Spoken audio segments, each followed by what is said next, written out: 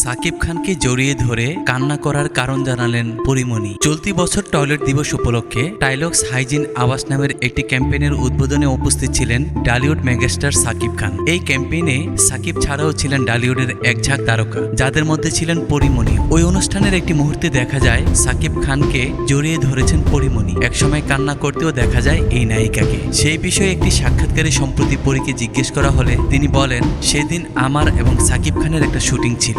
যেই ক্লিপটা ছড়িয়ে পড়েছে সেটি শুটিং শেষে বিদায় নেওয়ার আগ মুহূর্তের। কারণ জানিয়ে পরীমণি আরো বলেন, বিদায় মুহূর্তে আমি সাকিব ভাইকে বলেছিলাম অনেক দেরি হয়ে গেছে, বাবুরা একা তো যাই। এ সময় সাকিব প্রসঙ্গে অভিনেত্রী বলেন, যখন আমার খুব বাজে সময় যাচ্ছিল, ডিভোর্স, বাচ্চা নিয়ে একা লড়াই করছিলাম, ওই সময় সাকিব ভাই আমাকে বলেছিল তুমি কথা বন্ধ করে দাও। তার সেই কথাটা আমার খুব কাজে দিয়েছে। তাই সেদিন বিদায় মুহূর্তে আবেগী হয়ে পড়েছিলেন পরীমণি। তবে ব্যক্তিগত জীবনে অনেক চড়াই উতরাই পেরোলেও কেরিয়ারের হাল শক্ত করেই ধরেছেন এই অভিনেত্রী। ব্যক্তিগত জীবন সামলিয়ে কাজ করছেন সিনেমা এবং ওয়েব সিরিজে। পরীর অভিনীত সর্বশেষ ওয়েব সিরিজ রঙ্গিলা কিতাব এবং মুক্তির পথে রয়েছে টালিউড সিনেমা ফেলু বক্সি।